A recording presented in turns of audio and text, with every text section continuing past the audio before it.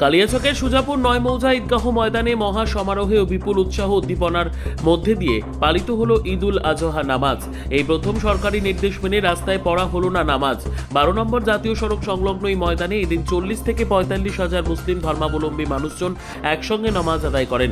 উৎসবকে কেন্দ্র করে কোনো অপ্রীতিকর ঘটনা এড়াতে এবং আইন শৃঙ্খলা ও ট্রাফিক ব্যবস্থা স্বাভাবিক রাখতে স্থানীয় প্রশাসন ও পুলিশ বাহিনীর পক্ষ থেকে কড়া নজরদারি ও বিশেষ সতর্কতা অবলম্বন করা হয়।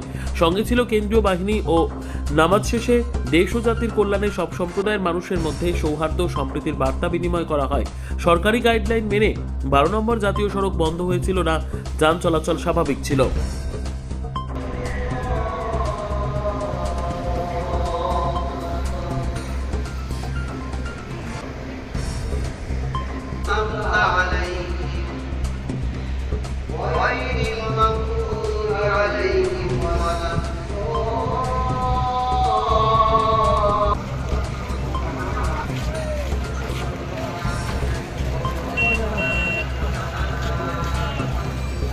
আলহামদুলিল্লাহ, খুব ভালো লাগছে।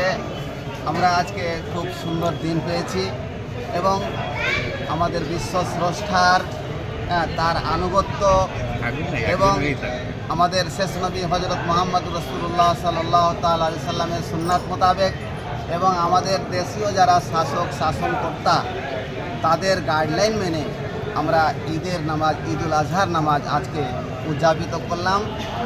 এবং আমাদের অন্যান্য বারে ন্যাশনালে নামাজ হয়, কিন্তু সেখানে আমরা পড়িনি। আমরা সবাইকে প্রশিক্ষণ দিয়ে এবং আমাদের কমিটি সেগুলোকে খুব দেখভাল করে সুন্দরভাবে জামাত আজকে প্রতিষ্ঠিত হলো এবং সকলের জন্য দোয়া হলো, শান্তি, সুরক্ষা এবং আমাদের স্বাস্থ্য এগুলোর জন্য দোয়া হলো ইনশাআল্লাহ। আপনার নাম স্যার? মোহাম্মদ আসাদুল্লাহ, ইমাম ৯ মৌজা ঈদগাহ, সুজাপুর, মালদা। বলেন। আজকে আমরা ৯ মৌজা ঈদগাহ জামাত, ৯ মৌজা সুজাপুর ঈদগাহ ময়দান, মালদায় সরকারি নিয়মকানুন মেনে সুষ্ঠুভাবে শান্তিপূর্ণভাবে সমস্ত জামাতবাসী আমরা নামাজ আদায় করলাম এবং সরকারি গাইডলাইন মেনে প্রশাসনের নির্দেশ মোতাবেক আমরা ৯ মৌজা ঈদগাহ ময়দান, সুজাপুর, মালদায় ঈদ উল আজহার জামাত আদায় করতে পেরে আমরা আল্লাহর কাছে লাখ লাখ শুকর গুজার করছি এবং মহান আল্লাহ রাব্বুল আলামিনের কাছে মহান আল্লাহর কাছে দোয়া করলাম, প্রার্থনা করলাম যে আমাদের দেশের উন্নতি দিনের পর দিন যেন হয় এবং দেশের যেন সম্প্রীতি বজায় থাকে, ভ্রাতৃত্ববোধ বজায় থাকে।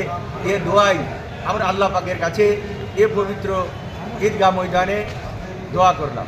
কতজন নামাজ পড়লো এইবার?